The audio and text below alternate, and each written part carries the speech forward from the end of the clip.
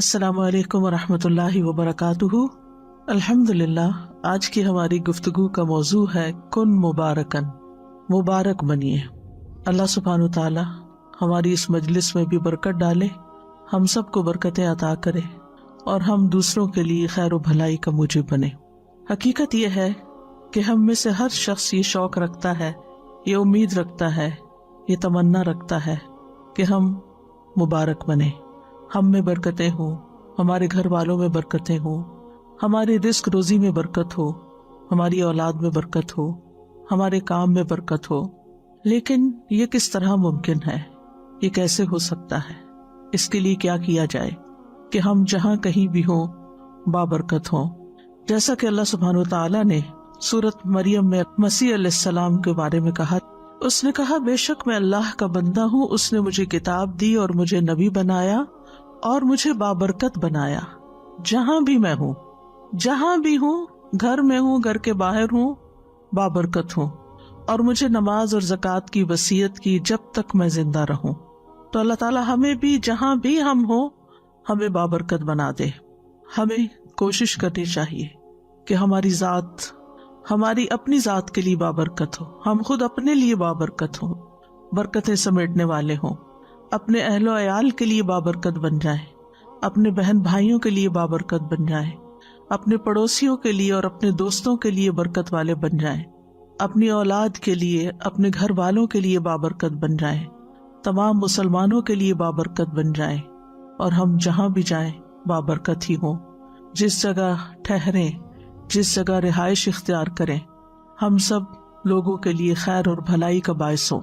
اور اس کے لیے ہم اپنے آپ سے سوال کریں کہ ہم جہاں بھی گئے لوگوں نے ہم سے کیا فائدہ اٹھایا، ہم نے دوسروں کو کتنا فائدہ پہنچایا، کیا ہم نے کسی ضرورت مند کی ضرورت کو پورا کیا، کیا ہم نے کسی دکھی کا دکھ بانٹا، کیا ہم نے کسی کو صلہ رحمی پر ابھارا، کیا ہم نے کسی نوجوان کو والدین کی فرما برداری اور اطاعت پر قائل کیا، ہماری ذات سے کسی کو کیا فائدہ پہنچا۔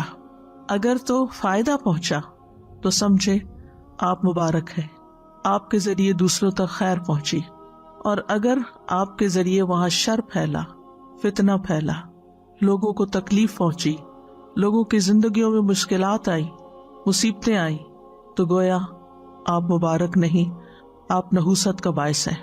ہر شخص جب وہ کسی سے ملتا ہے یا کسی مجلس میں جاتا ہے تو وہاں سے یا خیر سمیٹ کے آتا ہے یا پھر اپنی ہی وجہ سے اپنے لیے نحوست کا باعث بنتا ہے۔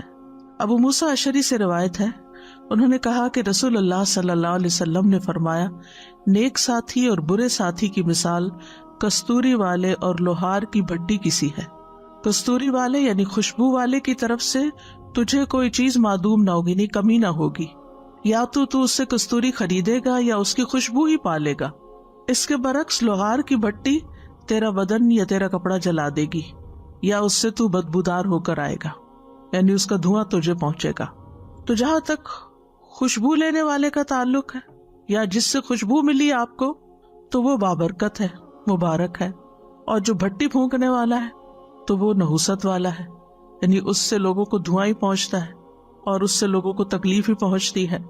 تو ہمیں یہ دیکھنا چاہیے کہ ہم بھٹی جھونکنے والے ہیں، فتنے کی آگ بھڑکانے والے ہیں، لوگوں کو بدمزہ کرنے والے ہیں، لوگوں کو ہرٹ کرنے والے ہیں، یا انہیں کوئی خیر پہنچانے والے ہیں۔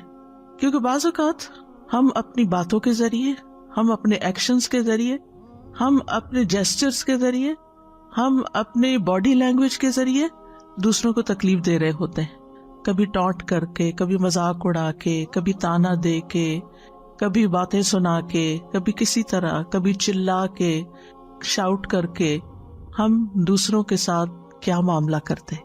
جس محفل میں ہم ہوتے ہیں وہاں خوشبو پھیلتی ہے یا وہاں ہماری وجہ سے کوئی فتنہ پھیلتا ہے۔ تو اس لیے بہت ضروری ہے کہ ہم جانیں کہ ہم بابرکت کیسے بن سکتے ہیں۔ اس سے پہلے کہ ہم آگے بڑھیں، ہمیں برکت کا معنی اور مفہوم بھی اچھی طرح سمجھ لینا چاہیے۔ برکت کا لفظ با را کاف سے ہے۔ برک البعیر کا معنی ہے اونٹ اپنے گھٹنے رکھ کر بیٹھ گیا، یعنی گھٹنے ٹکا کے بیٹھ گیا۔ اور عربوں کے ہاں جس گھر میں اونٹ ہوتا تھا یا اونٹنی ہوتی تھی وہاں خیر و بھلائی ہوتی تھی، ان کی زندگی آسان ہو جاتی تھی۔ تو برکت کا معنی ہوتا ہے کسی چیز میں خیر الہی کا ظاہر ہونا، کسی چیز کے اندر خیر ظاہر ہونا. اور مبارک وہ چیز ہوتی ہے جس میں خیر و برکت پائی جاتی ہے، جس کے اندر خیر ہوتی ہے. مبارک کیا چیز ہے؟ جس کے اندر خیر ہوتی ہے. اور برکت کا لفظی معنی ہوتا ہے بڑھنا اور زیادہ ہونا، بھلائی کا ثابت ہونا اور ہمیشہ قائم رہنا. یعنی یہ نہیں کہ ٹیمپرریلی وقتی طور پر کسی کے ساتھ مسکرا کے ملے اور اوپر سے کچھ خوش آمد کر دی اور ہم سمجھے کہ ہم بابرکت ہو گئے. نہیں، یہ اندر سے پھوٹتی، اس کی جڑیں اندر ہوتی، دل کے اندر ہوتی، گہرائی میں ہوتی. جب آپ کے دل کے اندر دوسروں کے لیے، تمام انسانوں کے لیے خیر و بھلائی ہوتی ہے تو پھر آپ کی وہ سیکنڈ نیچر بن جاتی ہے. آپ جس سے بھی ملتے ہیں، جس کے ساتھ بھی معاملہ کرتے ہیں، چاہے وہ کسی شاپ میں ہو، چاہے وہ کسی اوبر میں جا رہے ہوں، ٹیکسی ڈرائیور ہو، کوئی بھی ہو، کوئی انسان جان پہچان کا یا نہیں جان پہچان کا. اور آپ نے دیکھو گے کہ دونوں طرح کے لوگ ہوتے ہیں. کچھ لوگ ہوتے ہیں جس کے ساتھ معاملہ کرے اچھا ہی کرتے ہیں، اور کچھ لوگ ہوتے ہیں کہ جب وہ کسی کے ساتھ بھی معاملہ کرے تو لڑائی جھگڑے فتنے فساد کا ہی کرتے. کچھ سن کے آتے، کچھ سنا کے آتے، کچھ وہاں فساد پھیلا کے آتے، پھر وہاں سے نکل جاتے، پھر کہیں اور پہنچ جاتے، پھر وہاں فساد پھیلاتے، پھر کہیں اور، یعنی جہاں جاتے فساد ساتھ لے کے جاتے ہیں. اور کچھ لوگ ہوتے ہیں جہاں جاتے اصلاح ساتھ لے کے جاتے ہیں. وہ وہاں کے روٹھے ہوئے ٹوٹے ہوئے لوگوں کو باہم جوڑ دیتے ہیں، ان کے اندر باہم محبتیں پیدا کر دیتے ہیں. تو یہ خیر میں اضافہ کرنے کے معنوں میں بھی آتا ہے، اور پھر اس کا قائم رہنا، یعنی کوئی وقتی طور پر کسی چیز سے متاثر ہوا اور وہ ہوئی اور اس کے بعد ختم ہو گئی. اور یہ بھی یاد رکھیے کہ برکت کا تعلق صرف مال سے نہیں ہوتا. عام طور پر ہم برکت کس معنی میں لیتے ہیں؟ مال میں، یعنی یہ چیز بہت بابرکت ہے. برکت وقت میں بھی ہوتی ہے، عمر میں ہوتی ہے، اولاد میں بھی برکت ہوتی ہے، ازواج میں بھی ہوتی ہے. بیوی یا شوہر ایک دوسرے کے لیے بابرکت ہوتے ہیں. اور پھر جسم کے اندر کیا ہوتی ہے کہ اللہ تعالیٰ جسم کو صحت مند اور عافیت کے ساتھ رکھے. اولاد کی برکت کیا ہے کہ اولاد کو اللہ تعالیٰ نیک بنائے. بیوی کی یا شوہر کی برکت کیا ہے کہ ان سے ہماری آنکھیں ٹھنڈی ہو، ان سے ہمیں خوشی حاصل ہو، ان سے ہمیں سکون ملے. اپنی ذات کے اندر برکت کیا ہے کہ ہمارے دلوں کے اندر ایک اطمینان ہو، ایک راحت ہو، ایک سکینت ہو. اللہ تعالیٰ کی طرف سے برکت یہ ہے کہ اللہ تعالیٰ ہماری بیزاری اور ہماری ٹینشن اور ہماری انگزائٹی کو ختم کر دے. اسی طرح جسم کو آفات اور تکلیفوں اور بیماریوں سے دور کر دے. یہ ساری کی ساری برکتیں ہی ہوتی ہیں. اور عمر کی برکت کیا ہے کہ انسان اپنی زندگی میں بہت سے نیکی کے کام کر جائے اور بہت لوگوں کو فائدہ پہنچا جائے. اور وقت کی برکت کیا ہے کہ انسان تھوڑے وقت میں بھی بہت سا خیر کا کام کر لے، بہت سی نیکی کے کام کر لے، اس کا وقت اور زندگی ضائع ہونے سے بچ جائے. پھر اسی طرح کچھ جگہ بابرکت ہوتی ہیں، جیسے بیت اللہ، حرم شریف، مدینہ، مسجد نبوی. ان اول بیت وضع للناس للذی ببکۃ مبارکا وہدی للعالمین، جیسا کہ سورۃ آل عمران میں آتا ہے، بے شک پہلا گھر جو لوگوں کے لیے مقرر کیا گیا یقیناً وہی ہے جو مکہ میں ہے، بہت بابرکت اور جہانوں کے لیے ہدایت. یعنی کتنی زیادہ مخلوق وہاں سے فائدہ اٹھاتی. کیا فائدہ ہوتا ہے؟ اب ذرا برکت کا معنی سمجھیے. وہاں جا کے آپ ایک نماز پڑھتے ہیں، 1,00,000 نمازوں کا سب، یہ ہے برکت. اس کو کہتے ہیں برکت. نماز وہی ہے جو آپ اپنے گھر میں بھی پڑھتے ہیں، لیکن آپ نے وہاں جا کے پڑھی، وہ جگہ بابرکت ہے. آپ کی ایک نماز 1,00,000 کے برابر لکھی گئی. یہ ایسے ہی ہے کہ آپ کہیں بزنس کرتے ہیں تو آپ کو 1% پروفٹ ہوتا ہے، اور کہیں کرتے ہیں تو آپ کو 100,000% پروفٹ ہو جائے، تو وہ بزنس آپ کے لیے بہت بابرکت ہوا جس میں آپ کو پروفٹ بڑھ گیا. اسی طرح مکہ کے علاوہ مدینہ کے بھی برکتیں ہیں. رسول اللہ صلی اللہ علیہ وسلم نے دعا کی تھی، اے اللہ، تیرے خلیل اور تیرے بندے اور تیرے نبی ابراہیم علیہ السلام نے تجھ سے اہل مکہ کے لیے دعا مانگی تھی، اور میں محمد جو کہ تیرا بندہ، تیرا نبی اور تیرا رسول ہے، میں تجھ سے اہل مدینہ کے لیے اسی طرح دعا مانگ رہا ہوں جیسی ابراہیم علیہ السلام نے اہل مکہ کے لیے مانگی. ہم تجھ سے مانگتے ہیں کہ تو انکساء یعنی پیمانے، مد یہ بھی پیمانہ ہے، اور پھلوں میں برکت عطا فرما. اے اللہ، ہماری نظروں میں مدینہ کو بھی اسی طرح محبوب بنا دے جیسے مکہ مکرمہ کی محبت ہمیں عطا فرمائی، اور یہاں کی وباؤں کو خم کی طرف منتقل کر دے. اے اللہ، میں مدینہ کے دونوں کناروں کے درمیان کی جگہ کو حرم قرار دیتا ہوں جیسے تو نے ابراہیم علیہ السلام کی زبانی مکہ مکرمہ کو حرم قرار دیا. تو حرم سارے کا سارا مکہ کا ہو یا مدینہ کا ہو، یہ دونوں ہی بابرکت جگہ ہیں، کیونکہ حرم میں پڑھی ہوئی نماز بعض علماء کے نزدیک صرف مسجد حرام کے اندر نہیں، حرم میں جس جگہ بھی آپ نماز پڑھیں گے آپ کو لاکھ نمازوں کا ثواب ملے گا۔ ہاں مسجد میں آپ پڑھتے ہیں تو مسجد کی نماز 27 گنا زیادہ ہے، لہٰذا وہ 27 لاکھ بن جائے گا، یعنی اور زیادہ فائدہ ہوگا۔ لیکن اگر آپ مسجد کے باہر پڑھتے ہیں تب بھی نمازوں کا اجر و ثواب زیادہ ہے۔ اسی طرح وہاں کے صدقہ خیرات کا ثواب، وہاں کے ذکر اذکار کا، طواف، نیکیوں کا موقع، یہ آپ کو دنیا میں اور کس جگہ مل سکتا ہے، کسی اور جگہ یہ برکتیں نہیں ہیں۔ پھر اسی طرح لاکھوں لوگ ہوتے ہیں لیکن کھانے پینے کی کوئی چیز کم نہیں پڑتی، شارٹیج نہیں ہوتی، ہر چیز ہر ایک کو میسر آ جاتی ہے۔ پھر اسی طرح موسیٰ علیہ السلام کی طرف جس جگہ پر وحی کی گئی تھی اس کو بھی اللہ تعالیٰ نے بابرکت قرار دیا۔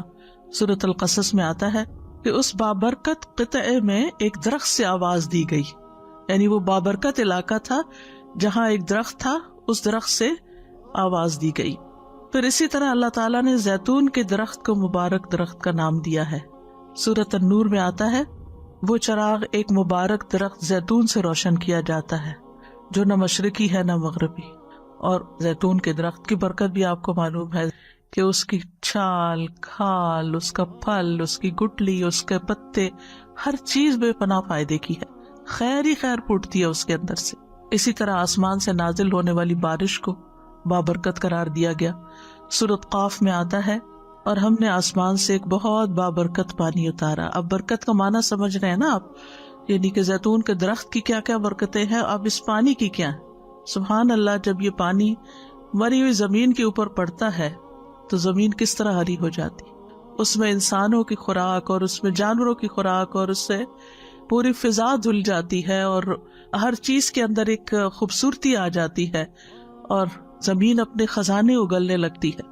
یعنی ایک آرٹیفیشل طریقے سے آپ اریگیشن کرتے ہیں تو اس کے اور اثرات ہوتے ہیں، لیکن آسمان سے جو پانی اترتا ہے، یعنی مثلاً آپ نے اگر کسی ایسے علاقے میں رہائش اختیار کی ہو جہاں بارشیں کم ہوتی ہیں تو وہاں لوگ اپنے گارڈنز وغیرہ کو ویسے پانی لگاتے رہتے ہیں، تو ان پودوں کا جو رنگ ہوتا ہے اس کی وہ خوبصورتی نہیں ہوتی، لیکن اگر ایک بارش ہو جائے تو اس کے بعد وہی پودے لش گرین نظر آتے ہیں، یعنی ان کا رنگ ہی بدل جاتا ہے، ان کا روپ بدل جاتا ہے۔ یہ برکت ہے، یہ اس پانی کی برکت ہے جو اوپر سے آیا ہے، ورنہ پانی تو وہ پانی بھی ہے جو زمین سے نکلتا ہے یا دریاؤں کی شکل میں بہتا ہے۔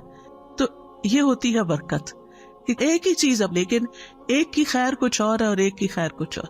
ایسے ہی بندوں میں سے کچھ بندوں کی خیر اور طرح کی ہوتی ہے اور کچھ بندوں کی خیر اور طرح کی ہوتی ہے، کوئی برکت میں زیادہ ہوتا ہے، کوئی برکت میں کم ہوتا ہے۔ اسی طرح قرآن جس رات اترا وہ رات بھی بابرکت ہے۔ سورۃ الدخان میں اللہ تعالیٰ فرماتے ہیں بے شک ہم نے اسے ایک بہت بڑی برکت والی رات میں اتارا۔ ایک اور جگہ پر آتا ہے انا انزلناہ فی لیلۃ القدر۔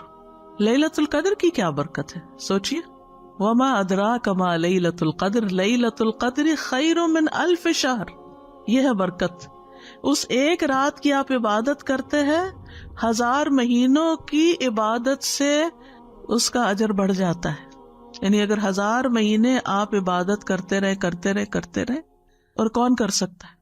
1000 مہینے 80+ کچھ ایئرز بنتے ہیں، 80+ ایئرز تو زندگی بھی نہیں ہوتی ہماری، بہت کم لوگ، کیونکہ نبی صلی اللہ علیہ وسلم کی امت کی عمریں جو ہے 60 اور 70 کے بیچ میں ہیں جو ایوریج ہیں، اور بہت کم لوگ 70 سے اوپر جاتے ہیں، تو 80 سے اوپر تو بہت ہی کم، اور اگر جائیں بھی تو اپنا بھی ہوش نہیں رہتا کیا عبادت کرنی، عبادت کس طرح کی ہوگی۔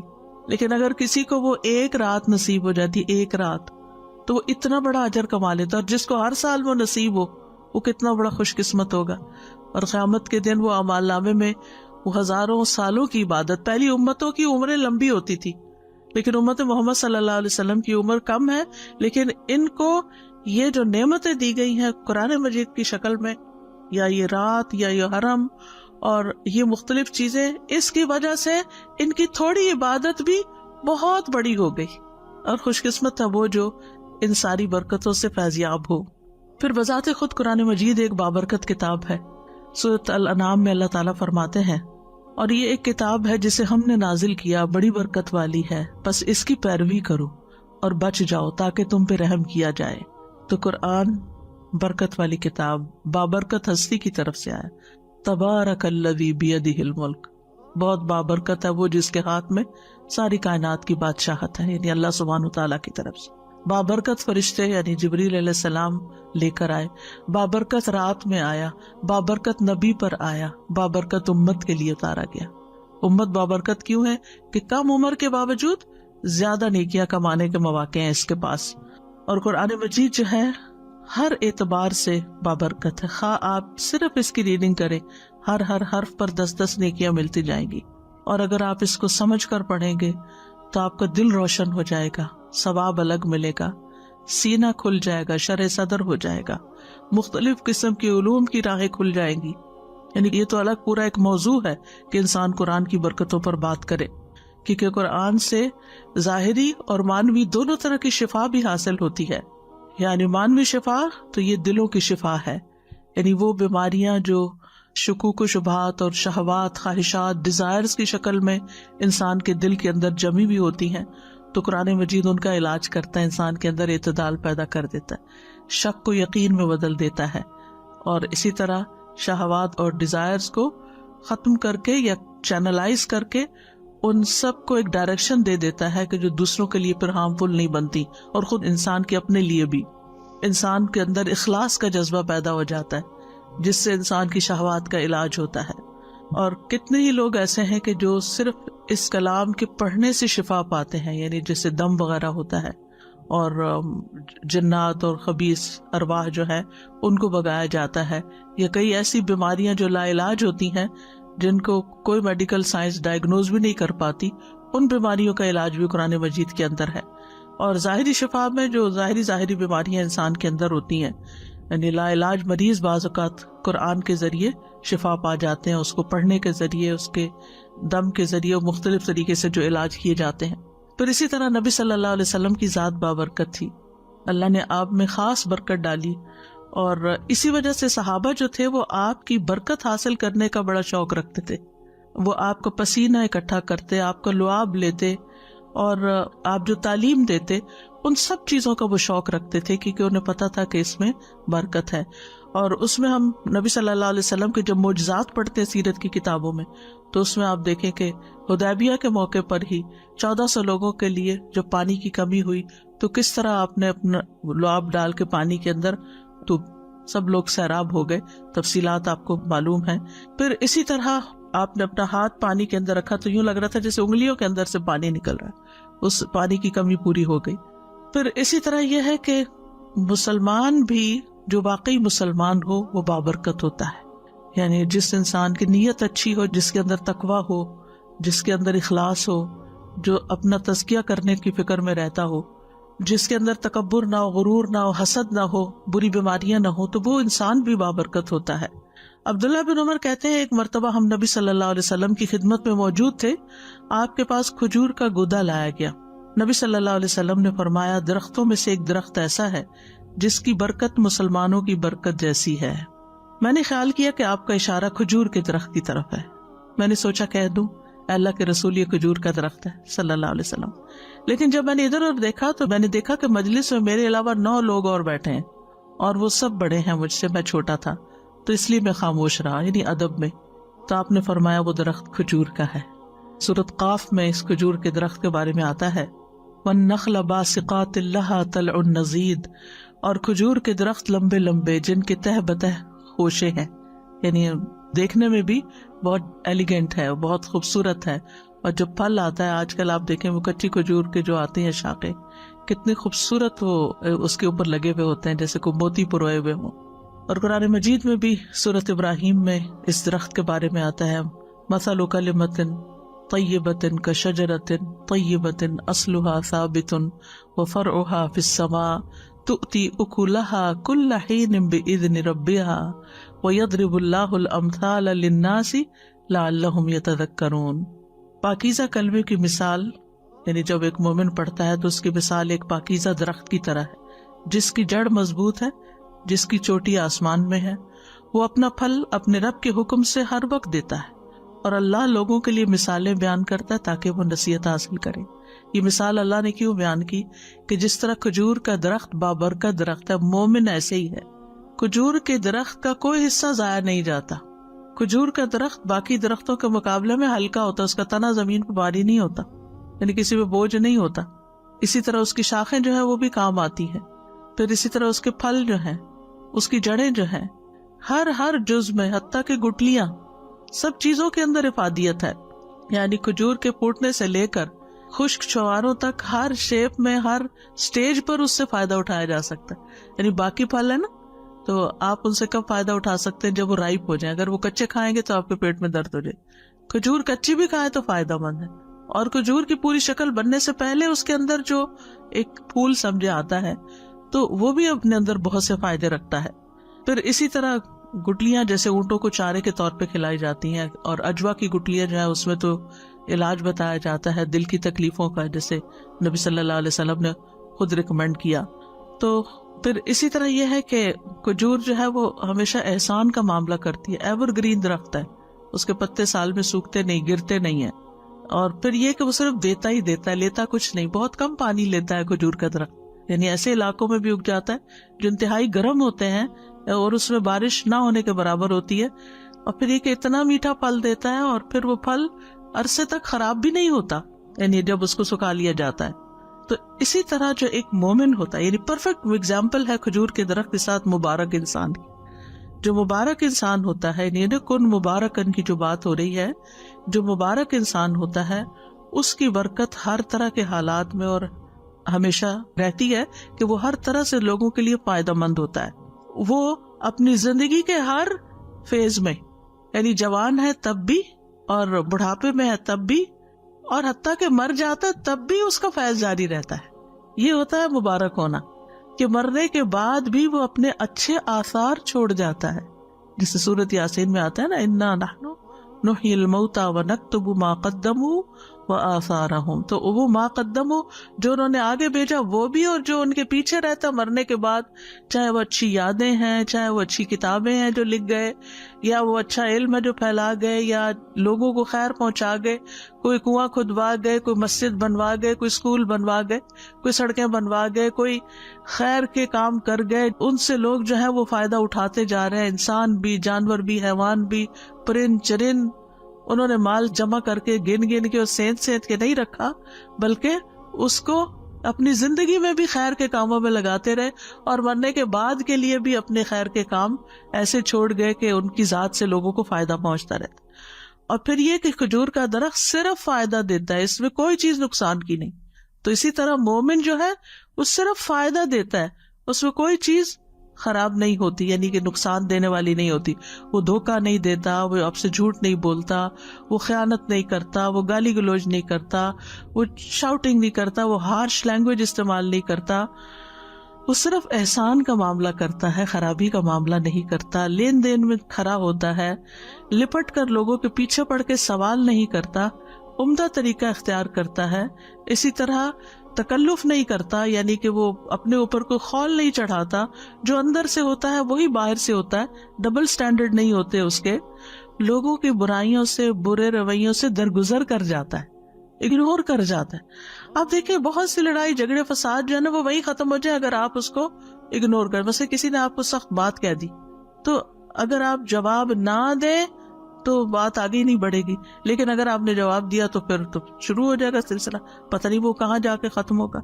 پھر اسی طرح یہ ہے کہ جو بابرکت مومن ہوتا ہے وہ اخلاص کے ساتھ کسی کے ساتھ نیکی کرتا ہے، شکریہ کا طالب نہیں ہوتا. وہ اس انتظار میں نہیں ہوتا کہ میں نے اس کے ساتھ بھلائی کی، ابھی میرا شکریہ کب بولیں. وہ تعریف کا منتظر نہیں ہوتا کہ لوگ میری تعریف کرے تو میں چلوں.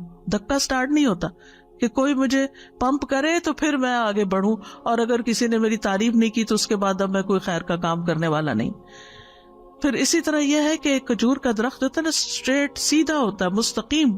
تو جو بابرکت مومن ہوتا ہے وہ بھی اسی طرح ہوتا ہے، اسٹریٹ فارورڈ بھی ہوتا ہے، اور پھر استقامت بھی ہوتی ہے اس کے اندر قوت اور مضبوطی ہوتی ہے. ہوائیں اور چکر طوفان اس کو گرا نہیں پاتے، آندھیاں اس کو نقصان نہیں دیتی. کئی درخت ہوتے ہیں ویسے بہت بڑے ہوتے ہیں، خوبصورت ہوتے ہیں، لیکن آندھیاں برداشت نہیں کر سکتے، گر جاتے ہیں. پھر اسی طرح ایک مومن جو ہوتا ہے وہ اپنے دین میں طاقتور ہوتا ہے، مضبوط ہوتا ہے، جمع ہوا ہوتا ہے. آزمائشیں آتی ہیں، مشکلات آتی ہیں، لیکن وہ اپنا دین نہیں چھوڑتا، وہ اپنے دین میں پختہ رہتا ہے. تکالیف میں صبر کرتا ہے، اچھے حالات میں شکر ادا کرتا ہے، خود ہدایت یافتہ ہوتا ہے، دوسروں کو ہدایت کی طرف بلاتا ہے۔ پھر اسی طرح یہ ہے کہ کھجور کے درخت کو اگر کاٹ بھی دیا جائے تو بھی اس کے کئی استعمال ہوتے ہیں۔ اسی طرح مومن جب فوت بھی ہو جاتا ہے، دنیا سے چلا بھی جاتا ہے، اور اگر دنیا میں بھی اس کو لوگ اپنے سے کاٹ کے الگ کر دیں، اللہ تعالیٰ سب کو محفوظ رکھے کہ لوگوں کو بے گناہ جیل میں بھیج دیا جاتا ہے یا کہیں بھی، تو وہ وہاں بھی خیر پہنچاتے ہیں۔ ایک شخص نے کسی مجلس میں کہا کہ اللہ عمر بن عبدالعزیز کو بخش دے اور حجاج بن یوسف پر رحم کرے۔ انہوں نے کہا کہ تم نے یہ کہا کہ عمر بن عبدالعزیز وہ تو اتنے خلیفہ راشد تھے اور حجاج بن یوسف تو بڑا ظالم تھا، تو تم ایک کو کس طرح کی دعا دے رہے اور ایک کو کس طرح؟ تو کہنے لگے کہ ہم فلاں جزیرے کے رہنے والے لوگ ہیں، عمر بن عبدالعزیز جو تھے وہ ہمارے پاس اشقیاء کو بھیج دیتے تھے، یعنی جو شریر لوگ ہوتے تھے، بدبخت لوگ ہوتے تھے، ان کو اس جزیرے میں ایگزائل کر دیتے، وہ وہاں پر آ کر پھر چوریاں کرتے، ڈاکے ڈالتے۔ ہمارے لیے بڑی مشکلات اس نے کھڑی کر دی، تو اس لیے ہم کہتے ہیں کہ اللہ عمر بن عبدالعزیز کو بخش دے۔ اور حجاج بن یوسف نے نیک لوگوں کو سزا دینے کے لیے اس جزیرے میں بھیجا، تو فلاں ہمارے پاس آیا اور اس نے اتنا دین سکھایا، خیر پھیلائی کہ ہم سب دین سے مستفید ہو گئے، تو اس لیے اس نے بظاہر تو ایک طرح سے وہ اچھا کام نہیں کیا، لیکن ہمارے حق میں وہ بڑا بہتر ہو گیا۔ تو ایسا ہوتا ہے کہ مومن جو ہوتا ہے نا، وہ جہاں بھی جاتا ہے، جس بھی ماحول میں ہوتا ہے، جس بھی مجلس میں ہوتا ہے، یہ نہیں کہ وہ کچھ لوگوں کے سامنے اچھا ہوتا ہے اور اگر وہ لوگ نہ ہوں تو پیچھے غیبتیں بھی کرتا ہے اور چگلیاں بھی کرتا ہے۔ یعنی کچھ لوگوں کا یہ ہوتا ہے نا کہ اگر اچھی محفل میں ہے تو وہاں چپ رہیں گے، ذرا شرافت سے کام لیں گے، لیکن جو ہی وہاں سے نکلے تو سارا خول ادھر ہی اتار کے پھینک دیا، اور پھر وہ شروع ہو جاتے ہیں کسی کی برائی کرنے، کسی کے اوپر نقص نکالنے، کسی کا مذاق اڑانے۔ شر ان کا جو اندر ہوتا ہے نا وہ باہر نکل آتا ہے، تو یہ نہیں ہونا چاہیے۔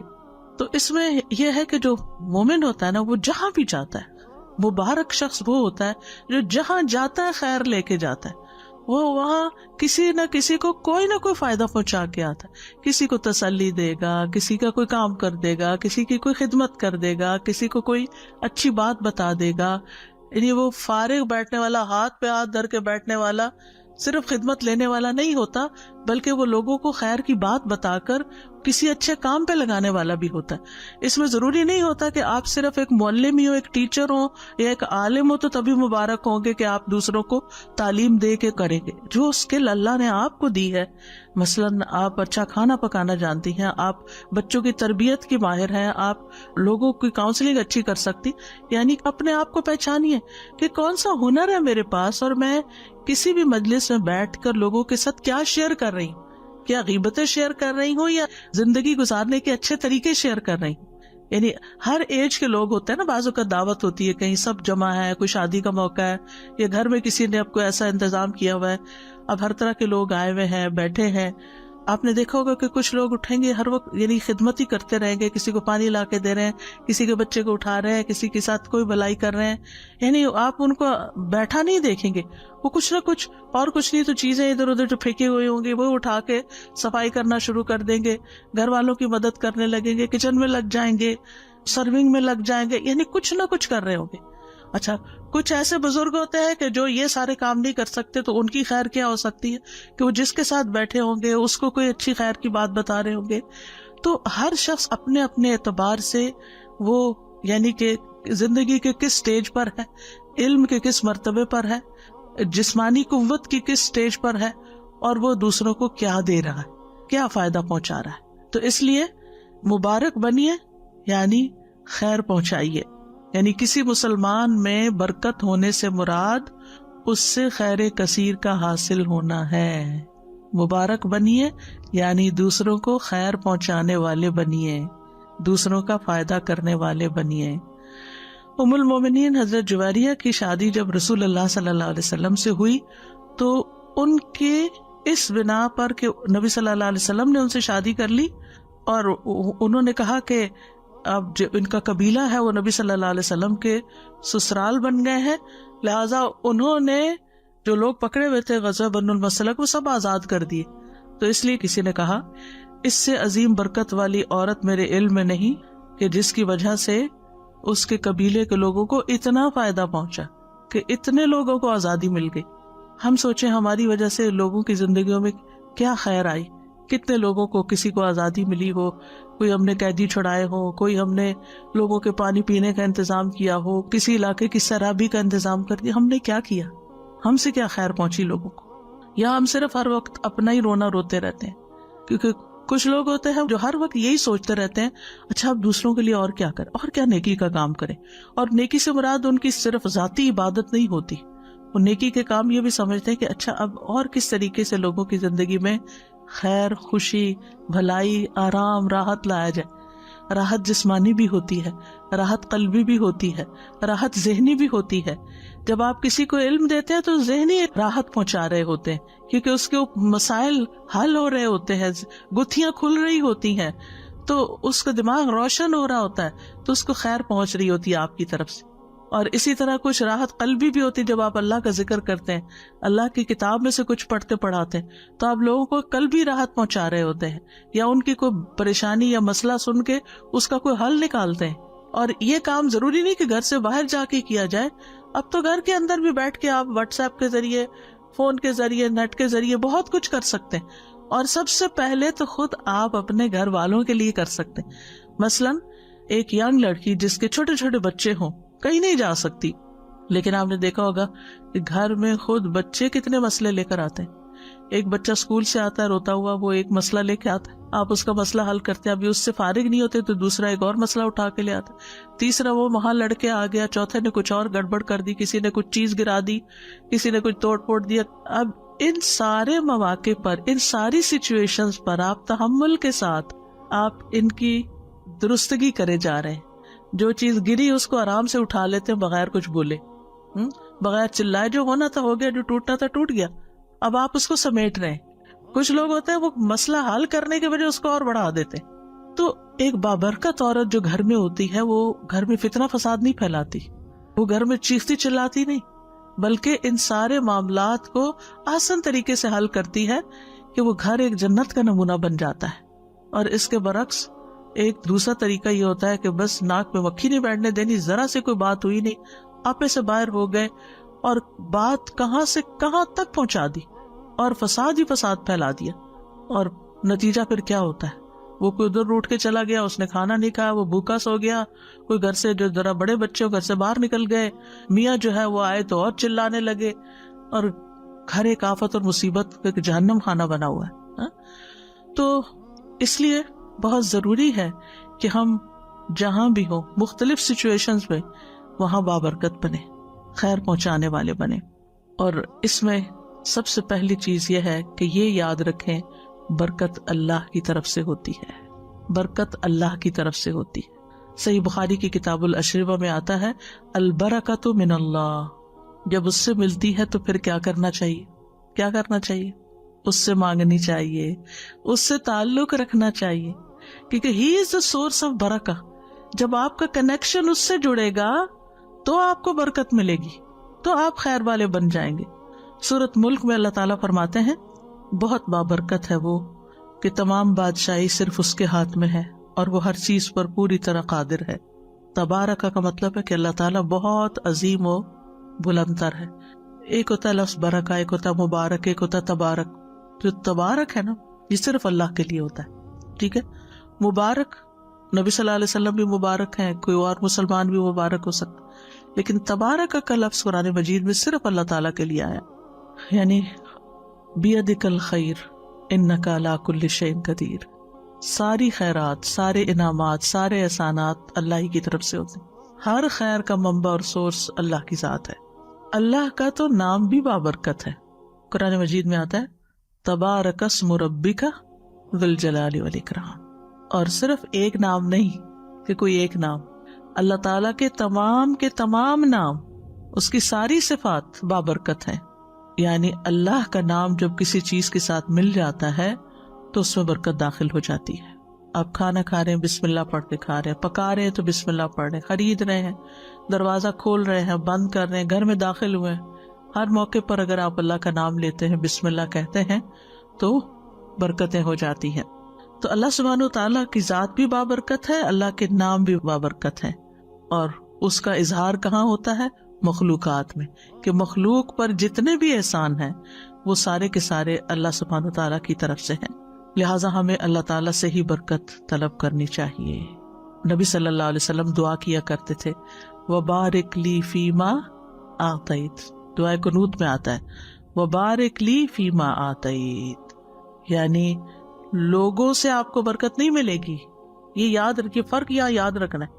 ہم سمجھتے ہیں یہ انسان مبارک ہے تو اس سے برکت لے لو، نہیں، انسان مبارک ہے، اس سے خیر ملے گی لیکن برکت اللہ دے گا، یہ یاد رکھیں۔ کیونکہ اگر یہ کوئی سوچے کہ اس قبر سے برکت حاصل ہو سکتی ہے یا اس انسان سے ہو سکتی ہے تو یہ شرک ہوتا ہے۔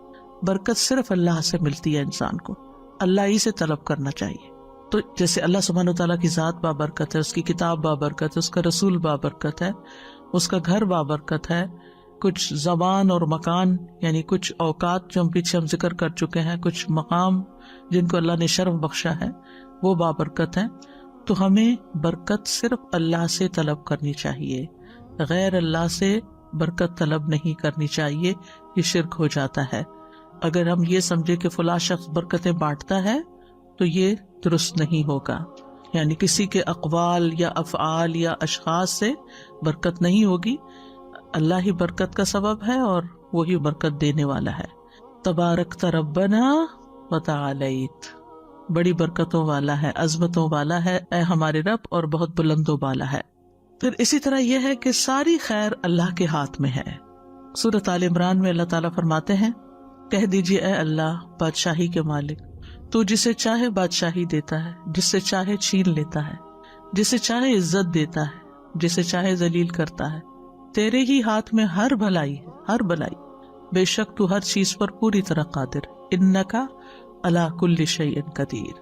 اور ہم دیکھتے ہیں کہ اللہ سبحانہ وتعالیٰ نے انسان کی پیدائش سے بھی پہلے زمین پر برکتیں اتار دی تھی۔ سورۃ فصلت میں آتا ہے، قل اانکم لتکفرون بالذی خلق الارض فی یومین وتجعلون له اندادا ذلک رب العالمین وجعل فیہا رواسی من فوقہا وبارک فیہا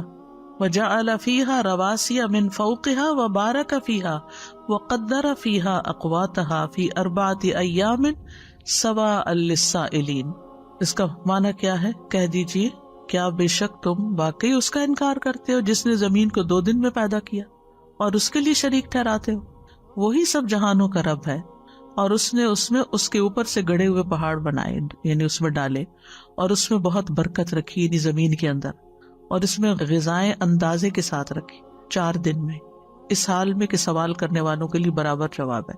کیا برکتیں ہیں جو زمین سے نکلتی، کوئی بتائے گا؟ ان گنت۔ حیرانی ہوتی ہے، ایک درخت آپ 1 سال لگا دیتے، ہر سال وہ پھل دے رہا ہے، پھل دے، کہاں سے اگل رہا ہے، کہاں سے آ رہا ہے، دیے جا رہا ہے۔ آپ فیکٹری لگاتے ہیں، جو چیز ڈالتے ہیں بس اتنی نکل آئے گی، کیا مجال اس سے 1 پیس بھی زیادہ نکلے۔ مثلا آپ بسکٹ بنا رہے ہیں گھر پہ، آپ کوئی چیز تو جتنی آپ اوون میں ڈالیں گے اتنا ہی باہر نکلے گا، وہ بڑھ کے نہیں نکلے گا۔ لیکن زمین کے اندر سے یعنی خیر کا اضافہ، چیز چھوٹی سی ہے لیکن اس کے اندر سے خیر نکلتی آ رہی۔ اسی طرح زمین کے اندر اللہ نے جو برکتیں رکھی، پانی کی شکل میں رکھی یا اور معدنیات کی شکل میں رکھی، یعنی جو انسان کی ضرورت تھی وہ ساری چیزیں اللہ نے زمین کے اندر انسان کے لیے ڈال دی۔ تو یہ ساری خیر جو ہے اس کو بھی بابرکت بنایا، یعنی ایک چھوٹے سے بیج کے اندر سے خیر کثیر۔ برکت کیا ہوتی ہے؟ خیر کثیر، چھوٹی سی چیز کے اندر سے بہت سا فائدہ نکلا۔ اور اسی طرح یاد رکھیے کہ ایک برکت حصی ہوتی ہے، ایک مانوی ہوتی ہے، ٹھیک ہے؟ حصی برکت کیا ہے کہ وہ بظاہر آپ کو نظر آ رہی ہے چیز کہ بہت بڑھ گئی ہے، ٹھیک ہے نا؟ اور ایک یہ ہے کہ بظاہر آپ کو وہ نظر نہیں آ سکتی لیکن وہ ہوتی ہے۔ مثلا ایک دن ہوتا ہے آپ کے پاس جس میں آپ کے سارے کام، ٹائم وہی ہوتا ہے، سارے کام پورے ہوتے ہیں، آپ کہتے ہیں سب کچھ پورا ہو گیا۔ اور ایک دن وہ ہوتا ہے کہ آپ ہار جاتے ہیں، یعنی ایک پرسنل ایکسپیرینس ہے کہ اگر آپ دن کا آغاز جو ہے نا وہ قرآن سے کرتے ہیں نا، اذکار سے کرتے ہیں، تو اس وقت ویسے تو انسان کو یہ ہوتا ہے کہ یہ بھی کام ہے، وہ بھی کام ہے، یہ بھی کرنا ہے، وہ بھی کرنا ہے، تو پورا نہیں پڑے گا، پھر قرآن بعد میں پڑھ لوں گی، نہیں، یعنی آپ تھوڑا پہلے اٹھ جائیں۔ یعنی اگر آپ کے بچے چھوٹے ہیں، آپ ان کو اسکول بھیجنے والے، ابھی تو شکر ہے وہ پہ مسئلے حل ہے کافی حد تک، لیکن یہ کہ اگر آپ کے کچھ ایسے کام ہیں جو اسی وقت آپ کو جلدی کرنے ہیں، تو اس جلدی سے پہلے تھوڑا سا اور اس ٹائم کو آپ تلاوت اور اذکار میں اگر لگائیں گے تو آپ دیکھیں گے باقی دن میں لازماً برکت ہو جائے گی. ٹائم وہی ہوگا، آپ کے کام پورے ہو جائیں گے. اللہ سبحانہ وتعالیٰ نے انبیاء کے گھروں پر اپنی برکتیں نازل کی. سورۃ ہود میں آتا ہے، ابراہیم علیہ السلام کے بارے میں آتا ہے سورۃ ہود ہی میں، اللہ کی رحمت اور اس کی برکتیں ہوں تم پر اے گھر والو. نوح علیہ السلام جب اترے کشتی سے تو کہا گیا اے نوح اتر جا ہماری طرف سے عظیم سلامتی اور بہت سی برکتوں کے ساتھ. تھوڑے سے لوگ رہ گئے تھے. اب سوچئے چند لوگ تھے جو ان کے ساتھ کشتی پہ سوار ہو، ہم سب ان کی اولاد ہے. کیسی برکت ہوئی پھر ان کی اولاد، یعنی وہ آدم ثانی، اسی لیے ان کو کہا جاتا ہے نا، یعنی آدم علیہ السلام کی اولاد میں سے اس طوفان میں زیادہ تو ڈوب گئے تھے، مر گئے تھے، باقی تو تھوڑے سے بچے تھے، لیکن وہ برکتیں لے کے اترے تھے، پھر وہ پھیل گئے. یعنی بڑھنا اور زیادہ ہونا، بس یہ جو معنی ہے نا برکت کا، یہ ذہن میں رکھیے. اور پھر ابراہیم علیہ السلام کے گھرانے پر کیا برکتیں ہوئیں. آپ کو معلوم ہے نا کہ جتنے بھی انبیاء آئے ہیں ان کے بعد سب ابراہیم علیہ السلام اور حضرت سارہ کی اولاد میں سے ہیں. ابراہیم علیہ السلام کی اولاد میں سے اسماعیل بھی ہیں، لیکن پھر دوسری طرف حضرت سارہ، ان سے حضرت اسحاق اور پھر یعقوب اور پھر ان کے بیٹے اور پھر آگے. حالانکہ ان کو الحمدللہ الذی وہب لی علی الکبر اسماعیل و اسحاق، کہ بڑھاپے میں اللہ نے ان کو اولاد دی تھی، اور اس اولاد سے پھر آگے اتنی خیر نکلی. بے شمار انبیاء اور ملوک اور برکتیں ہی برکتیں ان کی اولاد میں سے. تو جن کی اولاد ہوتی ہے ان میں اگر اتنے سارے نیک لوگ پیدا ہوں تو وہ ان کی دعائیں بھی اس میں شامل ہوتی ہیں. نبی صلی اللہ علیہ وسلم کس کی دعا کا نتیجہ ہے؟ ابی ابراہیم، میں اپنے والد ابراہیم کی دعا کا نتیجہ. تو اچھی دعائیں بھی برکتیں لاتی ہیں نا. آپ دعائیں مانگتے رہے، ہو سکتا ہے آپ دنیا میں نہ ہو، لیکن آپ اپنی اولاد میں مثلاً وہ چیزیں نہ دیکھیں، ہو سکتا آگے ان کی اولاد میں. کہیں تو پیسے بھی ہوتا ہے نا، باپ کوئی خاص دیندار نہیں ہوتا لیکن اولاد بڑی دیندار ہوتی. باپ جو ہے بہت سٹنجی ہوتا ہے، اولاد بڑی سخی ہوتی ہے. پتہ نہیں کس کی دعا تھی اوپر سے جس کا نتیجہ اب نکل رہا ہے. اور اگر کسی کی دعا تھی، وہ کسی کی دعا تھی اور اس کے نتیجے میں یہ خیر جاری ہوئی تو سارا ثواب اس تک بھی پہنچے گا. یہ برکت ہے جو بظاہر آپ کو اس وقت حصی طور پر نظر نہیں آئی، لیکن بعد میں اللہ تعالیٰ نے اس کو جاری کر دیا. نبی صلی اللہ علیہ وسلم کو بھی اللہ تعالیٰ نے برکتیں عطا کی تھی. صحابہ کہتے ہیں ایک مرتبہ ہم کسی سفر میں رسول اللہ صلی اللہ علیہ وسلم کے ہمراہ تھے کہ پانی کم ہو گیا. آپ نے فرمایا کچھ بچا ہوا پانی تلاش کرو. چنانچہ لوگ ایک برتن میں تھوڑا سا پانی لائے، آپ نے اپنا ہاتھ اس میں ڈال دیا. اس کے بعد فرمایا مبارک پانی کی طرف آؤ، اور برکت تو اللہ کی طرف سے ہے، اور برکت تو اللہ کی طرف سے. صحابی کہتے ہیں میں نے اس وقت دیکھا آپ کی انگلیوں سے پانی پھوٹ رہا تھا، اور بسا اوقات کھانا کھاتے وقت ہم کھانے میں سے تسبیح کی آواز سنتے تھے. یہ ایک الگ بات بھی ساتھ بتا دی.